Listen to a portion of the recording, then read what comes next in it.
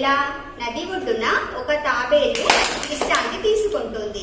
తేలు తాబేలును అడిగింది, నన్ను నది దాటించవు.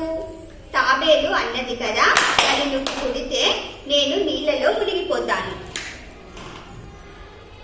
తేలు అన్నది, నేను ఎందుకు పుడతాను?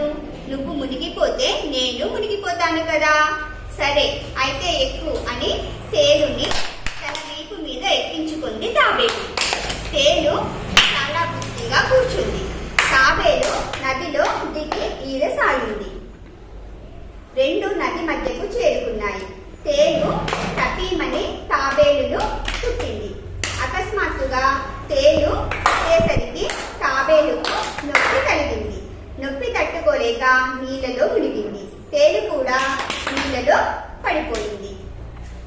తాబేలు కోపంతో తేలును తిట్టింది. కుట్ట అన్నావుగా, ఎందుకు కుట్టావు?